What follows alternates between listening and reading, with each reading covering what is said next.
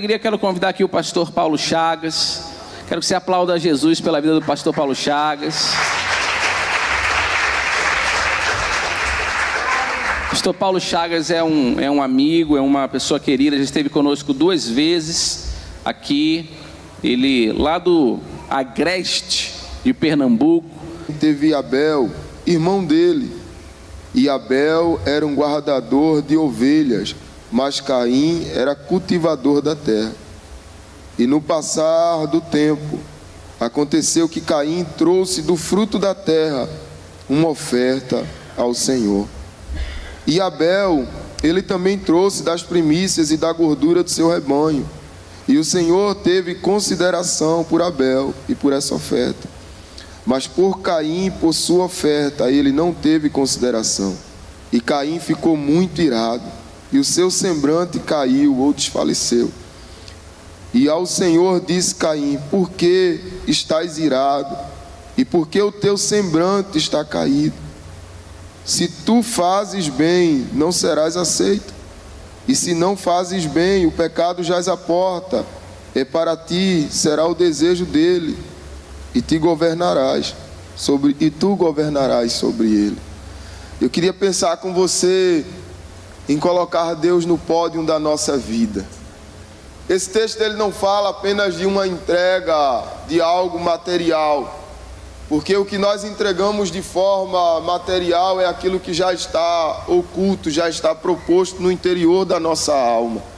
O pastor Adiel está numa campanha durante as quartas-feiras falando sobre colheita abundante. Eu estava pensando sobre isso, e nessa manhã eu queria que você pensasse em colocar Deus no pódio da sua vida. Os lugares mais desejados geralmente é aqueles que todos nós queremos, que é os lugares de honra, de grandes recursos, de prestígio, de fama e de destaque. E muitas vezes, pela falta da excelência naquilo que nós fazemos ou entregamos para Deus, a gente perde de ter o melhor de Deus na nossa vida. Eu estava assistindo um documentário e observei que os construtores do Titanic, eles fizeram o melhor projeto, os melhores recursos foram investidos naquele projeto, e por apenas um detalhe no conjunto daquela construção, que era a maior construção da sua época, eles economizaram exatamente naquilo que poderia ser trivial. Eles economizaram nos rebites que prendiam a estrutura de ferro do navio, e ele não suportou o impacto. Você já imaginou, querido, que muitas vezes a gente dá preferência a Deus em coisas que são fáceis aos nossos olhos? Eu acredito que na saída daquele navio, como os jornais ali puderam fotografar, todo mundo viu aquela estrutura, coisa linda, que maravilha, como aquilo foi impactante aos olhos exterior. Mas havia coisas essenciais que foram deixadas em segundo plano. Eu quero lembrar a nós nessa manhã, Deus precisa estar no pódio em tudo na nossa vida, nos mínimos detalhes, nas coisas mais simples, pastor. Aleluia.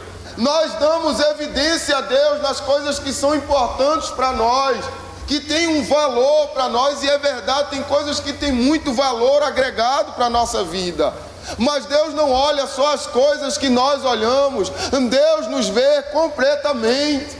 Eu acho lindo quando a palavra do Senhor diz que até os fios de cabelo da nossa cabeça, irmão, eles estão contados por Deus. Frequentemente eu tenho falado sobre isso. Nada de bullying, amém, irmão? Nossa geração não é a geração do bullying, só uma observação. Eu estava com o pastor Amadeu nessas idas e vindas, e ele fez uma observação. Ele disse: você já viu quanta gente careca tem, Paulo? Tem muita gente careca, não era assim antigamente, não. E depois, eu fui observar, tem um desgaste, desgaste do corpo e emocional também, que provoca a queda de cabelo. Eu não sabia. Isso é coisa estresse, isso é coisa dessa época. E pensando sobre essa questão dos detalhes, das mínimas coisas, eu nunca vi, irmão, alguém que tem calvície, que é careca, dizer: poxa, eu perdi 35 fios hoje, né? Ou amanhã a mulher que está tendo queda de cabelo, né, pastor, assim, mas pegar, ficou aqui na escova, sei lá, 100 fios. Mas a Bíblia diz que Deus é tão detalhista, irmão. Ele é tão específico, Ele é tão prime, que até os fios de cabelo da nossa cabeça coisa importa para Deus, porque Ele nos vê por completo. Ele nos vê em detalhes, Ele sabe, diz a palavra, Ele sabe quando nós nos deitamos e quando levantamos. E quando nós estamos dormindo, Ele continua trabalhando em nosso favor. Eu queria que nós pudéssemos pensar que tem coisas que para nós podem ser coisas simples, efêmeras, mas Deus não vê dessa forma. Deus se importa com o nosso todo. Todo o nosso ser, tudo que há em nós é importante para Deus. Eu penso que nosso Deus não é um Deus dos restos, é um Deus de primícias.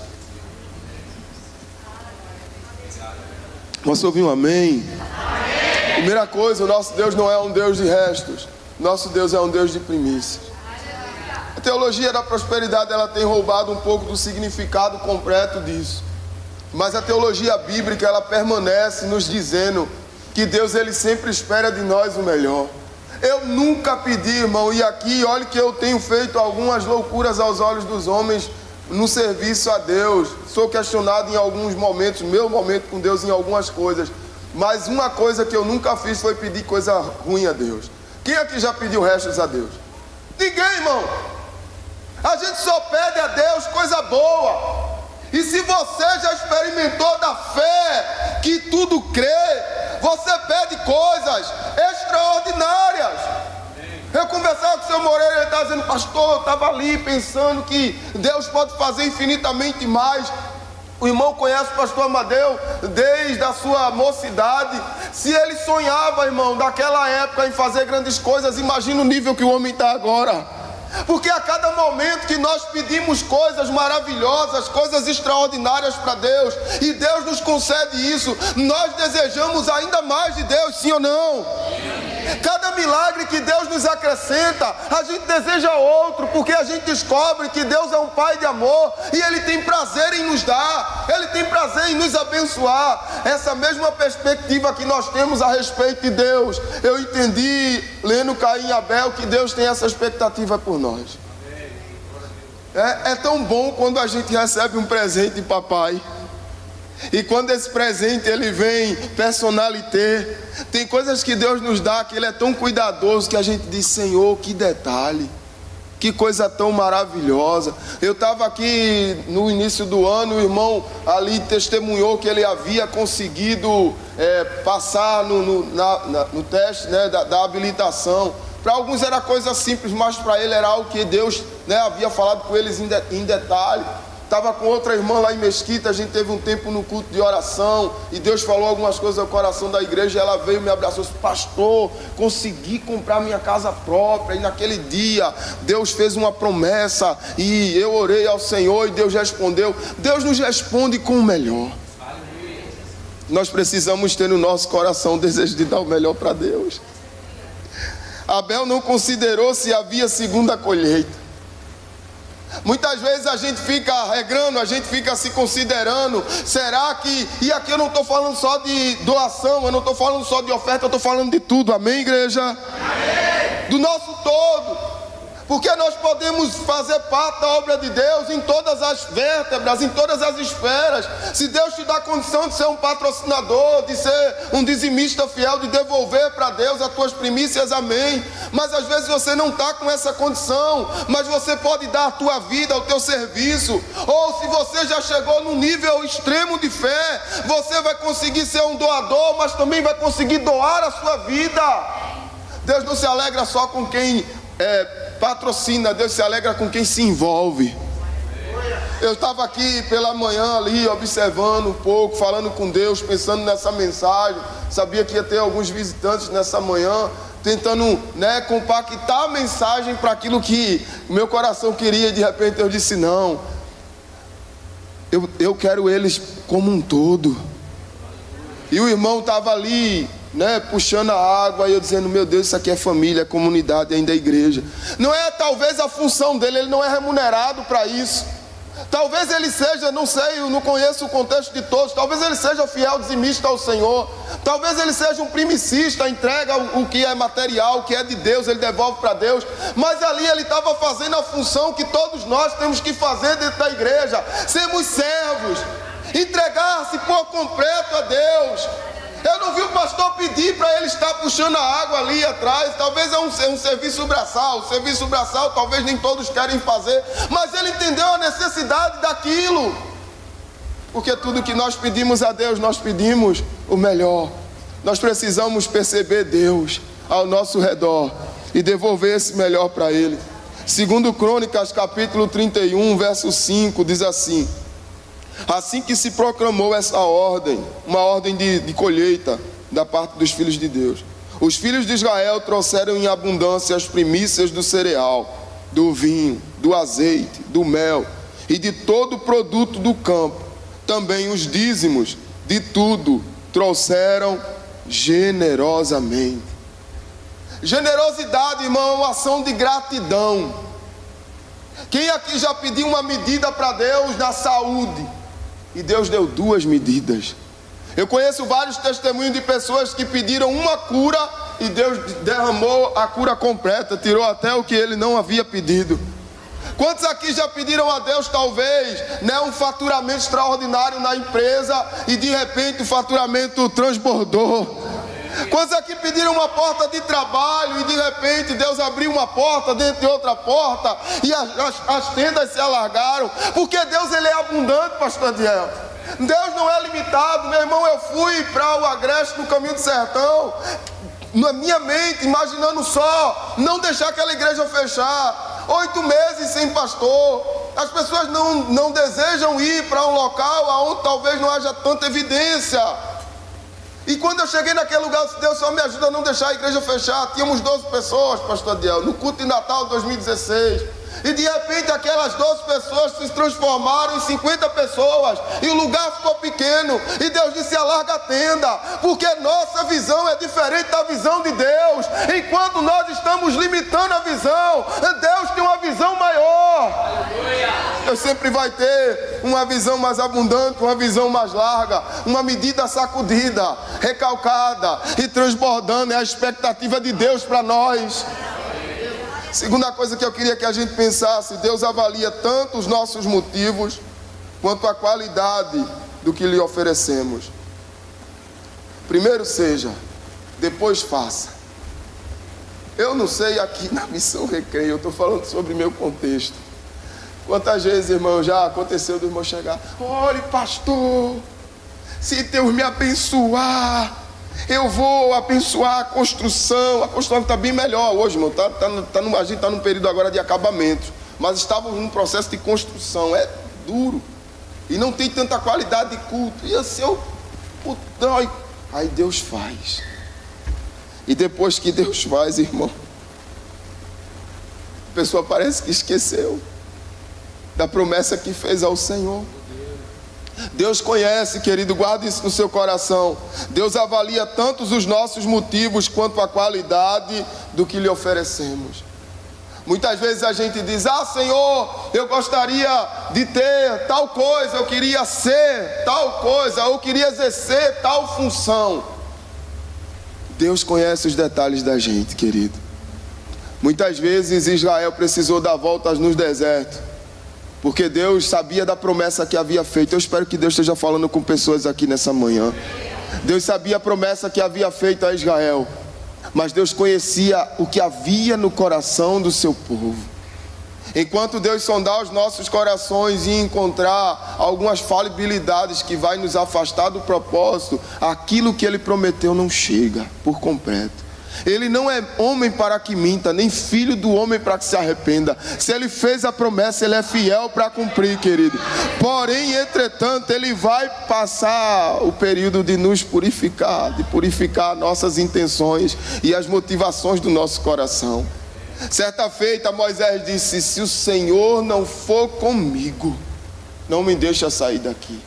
Muitas vezes eu disse: Deus, se for para ter essa bênção, nós já temos a maior estrutura, não em quantitativo de pessoas. Depois da pandemia nós sofremos um pouco, mas nós temos um distrito que tem 42 anos, a gente está lá há 8, nós já temos a maior estrutura, estrutura física, entre o Agreste e o Sertão de Pernambuco. Tem igrejas lá com 30 anos. Deus vai sondando os desejos e as intenções do nosso coração, mas até lá Ele vai nos tratando. Eu estava conversando com o senhor Moreira ali na frente, lembrei a ele, eu disse: meu irmão, Deus precisou tirar tudo o que eu confiava para poder me dar tudo o que eu precisava. Se não fosse aquele tempo de escassez, eu não estaria aqui, eu não teria conectado com sua mãe. As pontes não teriam sido feitas. Talvez você está num tempo que Deus está tirando coisas de você. Não só coisas materiais, mas coisas que você, pessoas... Quantas pessoas se revelam no processo, irmão? Quantas pessoas não deveriam viver o momento bom que eu estou vivendo com Deus, com o meu ministério, na minha família, e que eu não queria que se perdesse no caminho, e Deus permitiu pessoas saírem da minha vida, para que eu pudesse viver de forma abundante esse momento.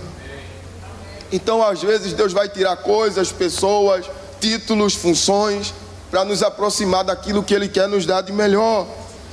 Provérbios 21, 27 vai dizer: os sacrifícios dos ímpios já por si são absolutamente inaceitáveis, tanto mais quanto oferecidos com más intenções. Eu queria que nós pudéssemos relembrar as intenções daquilo que a gente tem feito para Deus. É bom, irmão, receber um feedback positivo. Michael cresceu no louvor. Eu tenho tido o privilégio de estar aqui periodicamente. Michael cresceu no louvor, o menino está bom no louvor. Eu vi a menina já tocando um baixo, eu brincava com o pastor Adiel, daqui a um tempo ela está balançando, né? Ela está agora, está aprendendo, daqui a pouco ela está no balanço do louvor ali. É bom, irmão, ver o desenvolvimento, ver essa coisa maravilhosa do crescimento, mas a gente não pode esquecer que as bênçãos do Senhor não substituem a presença. Que quanto mais Deus nos dá, mais a gente precisa. Que aquele que faz, irmão, a base para sustentar tudo que temos e que somos, é aquele que vai continuar nos dando força para permanecer firme quando as coisas melhoram ainda, quando a estrutura aumenta, quando a capacidade é maior. Aí é que a gente precisa da mão, do cuidado, da proteção. Não é só no início, a gente precisa dele no início, no meio e até que ele venha. Sobre isso, terceira coisa, o princípio da semente abundante.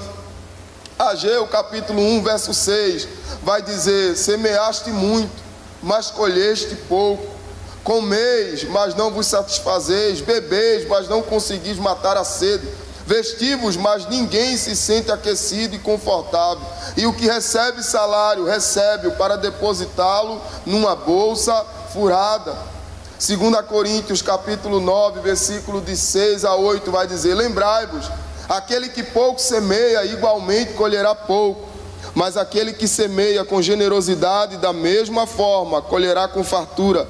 Cada pessoa coopere conforme tiver proposto em seu coração, não com pesar ou por constrangimento, pois Deus ama o doador que contribui com alegria, certos de que Deus é poderoso para fazer que toda graça vos seja concedida, a fim de que em todas as áreas da vida, em todo o tempo, tendo todas as vossas necessidades satisfeitas, transbordeis em toda boa obra. Peça grandes coisas para Deus, entregue as coisas que aos seus olhos são grandes para Deus. Peça grandes coisas a Deus, mas esteja disponível para devolver grandes coisas a Ele. Para você não achar que eu não sou puritano, eu vou dizer a você: tenho algo que é a melhor, o bem material ou o bem mais caro da nossa vida aqui hoje, é o tempo.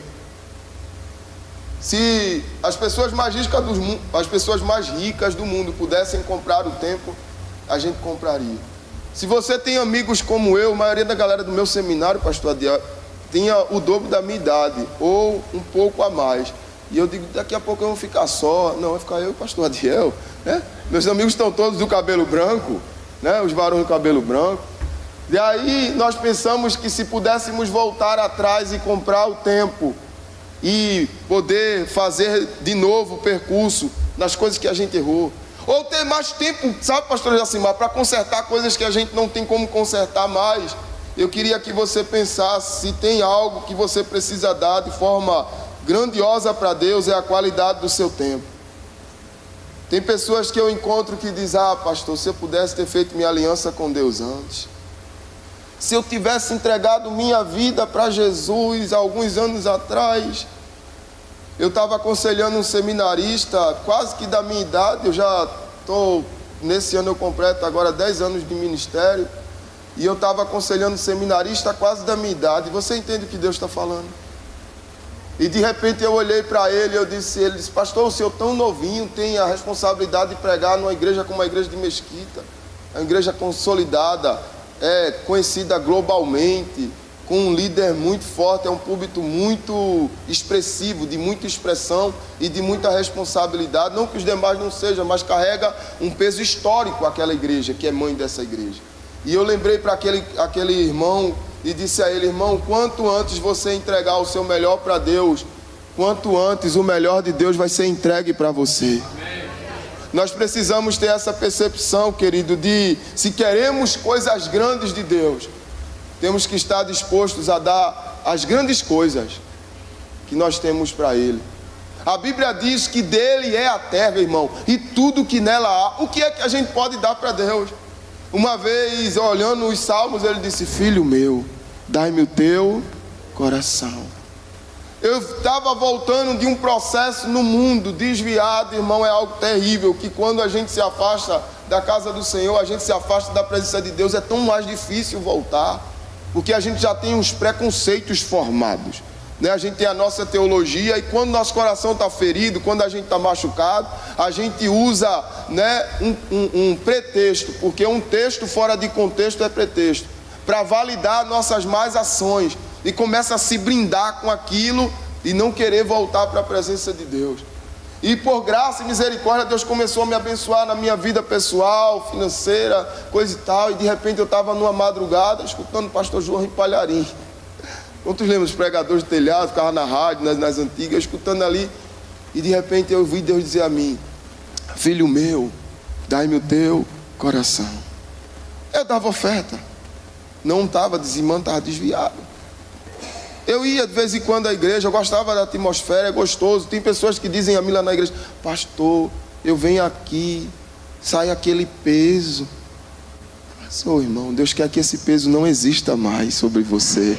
Ele diz: lançai sobre mim, né, os vossos jugos, os vossos pesos. Deus quer nos manter nessa vida suave, leve, essa paz que excede todo entendimento, permanentemente no nosso coração.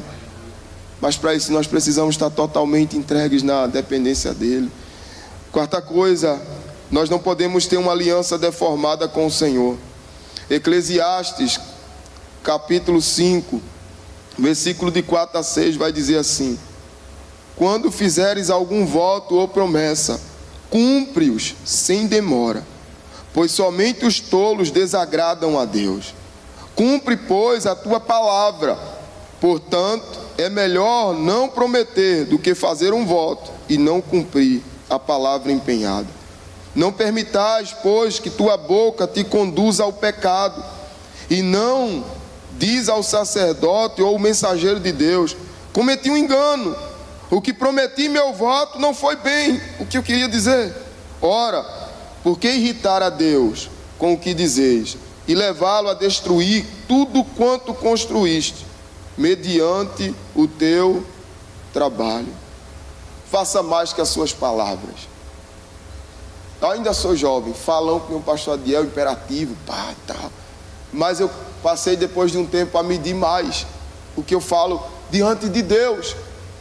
Talvez você na sua juventude fez promessas para Deus, e Deus está lembrando a você hoje. Talvez quando criança, não sei se você recorda, sabe promessas que você fez para Deus? Talvez no ano passado ou no início desse ano, porque a cada tempo a gente quer fazer coisas melhores. Promessa de Réveillon é terrível, irmão. Não faço mais. Eu deixo Deus falar comigo. Vou fazer dieta, vou falar inglês, vou falar espanhol, né? Eu vou empreender, eu vou doar mais, e a gente começa a fazer promessas emocionais, envolvidos por alguns minutos que colocaram na nossa cabeça, que muda tudo, né? Tem gente que bota roupa branca, cueca azul, pula onda. é uma vibe, todo mundo está muito emocionado, está todo mundo muito desejoso de fazer e ter coisas melhores e tal. Só que diante de Deus é diferente. Da mesma forma que Deus nos perdoa, Deus guarda as palavras. Diz as Sagradas Escrituras, pastora Jacimar, que até os gemidos inexprimíveis, todos eles são considerados por Ele. Imagina aquelas palavras que nós dizemos no altar. Senhor, eu preguei na conferência de missões lá de Baixada 1 e eu estava dizendo, eu lembro, mais jovem que eu sou hoje, eu dizia, Senhor, envia-me, Deus, eu quero ir, Jesus, me manda para as missões, ó Pai. E depois de 6 meses sem receber salário, eu disse, supre Deus, se quiser me mandar de volta, manda, Jesus.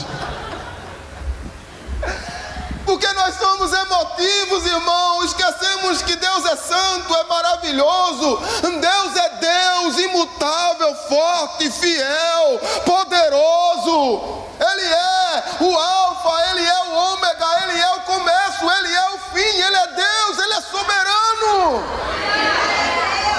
É esse o Deus que nós servimos. Apesar dele se fazer em forma de homem, negar-se, tornar-se brother, ficar perto, conversar, contar segredos.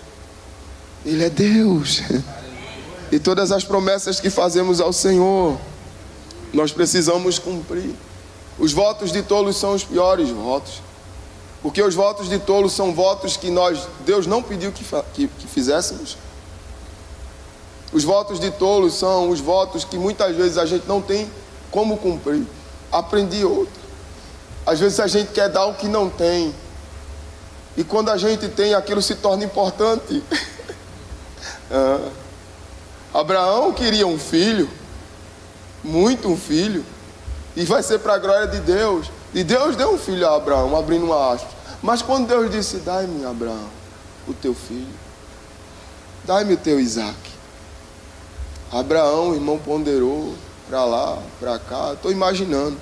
Tem coisa que nem a esposa a gente conta, irmão. Já disse. Se ele chega a passar, Deus pediu para cutelar o menino. Você acha, irmão? Ia ser a primeira briga de casal em outdoor. A Sara agarrada com Abraão. Ah, que confusão, pastor Adiel. Ele nem contou, irmão. Ele disse, a gente vai fazer um sacrifício. Pegou ali o menino e levou o menino para sacrificar, crendo que Deus iria prover. Mas será que a gente, se Deus pedisse os nossos Isaacos, eu disse, Deus, nunca peça Ana Luísa nem Daniele.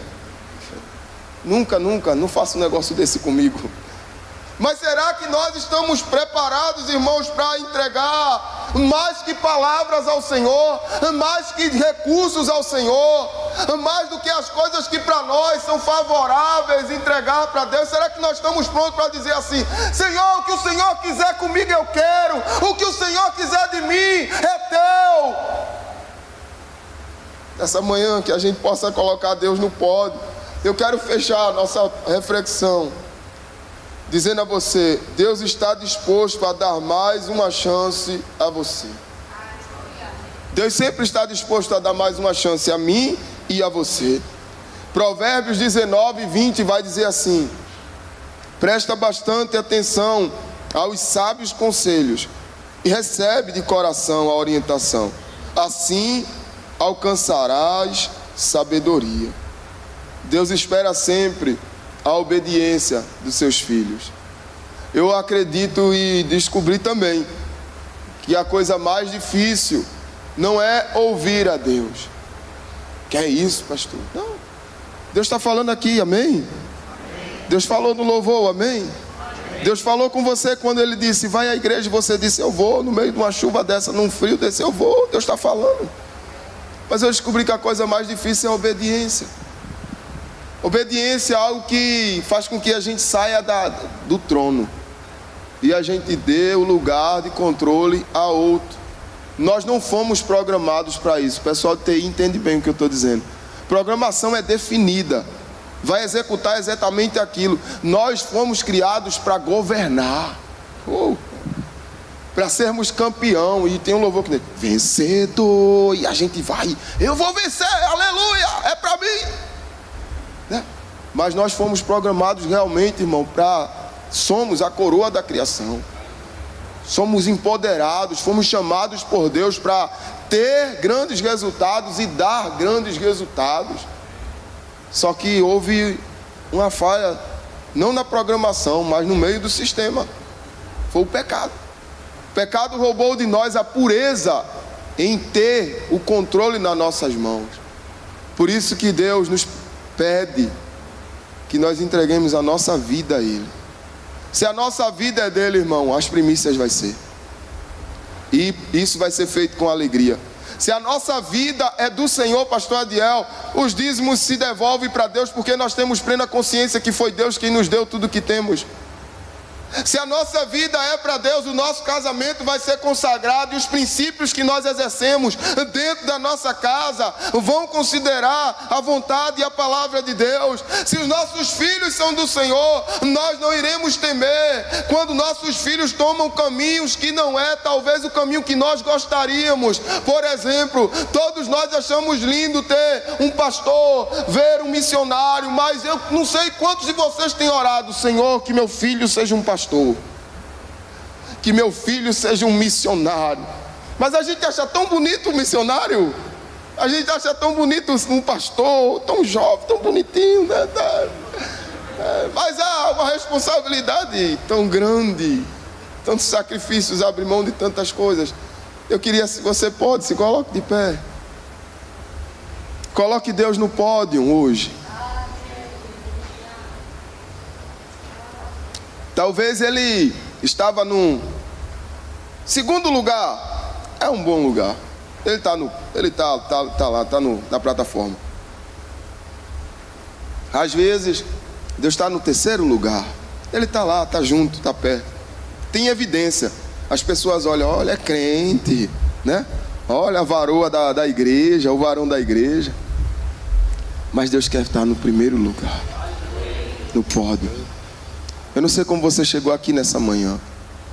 Para mim não é uma manhã fria, é tão agradável. O clima aqui está favorável, espiritual e também de forma natural.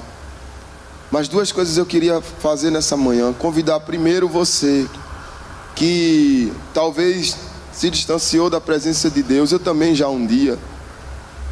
Da mesma forma que eu não tive vergonha de me distanciar, eu não tive vergonha de voltar. E agradeci: Deus, obrigado que o Senhor falou meu coração, era o dia de voltar para a tua presença. Também quero convidar você que nunca fez uma aliança com Jesus. Pastor, como é que vai ser amanhã? Irmão, faz 20 anos, vai fazer 21 em novembro, que eu fiz essa pergunta: como vai ser amanhã? Eu não vou conseguir, de novo eu vou me desviar, eu vou afastar. Mas eu entreguei, porque Ele se entregou por mim. E graças a Deus por isso. Deus tem coisas a fazer ainda na sua vida, coisas extraordinárias, coisas maravilhosas. Não importa a tua idade, não importa a tua classe social, não importa a cor da tua pele, não importa. Importa que você deixe Deus ser Deus na sua vida. E o terceiro convite que eu quero fazer é para a igreja, aqueles que já estão aliançados, né? Não tenho minha vida por preciosa, né? A gente canta, fala. Se você deseja, vem até o altar. A gente quer orar por você, pastor Adiel. Nós queremos orar. O altar é lugar de sacrifício. É aquele local onde Abraão levou Isaac e colocou ele ali, tendo certeza que Deus ia fazer algo. Não sabia o que, mas estava lá. Tem coisas que você precisa colocar diante de Deus hoje. E se você deseja, vem até o altar. Feche seus olhos, igreja. Enquanto os meninos estiverem louvando, eu queria que você tivesse esse tempo com Deus. O pastor Adiel vai estar orando, eu vou estar orando. Talvez você vai entregar coisas a Deus nessa manhã, colocar Deus no controle de coisas. E talvez você vai fazer aliança com o Senhor nessa manhã.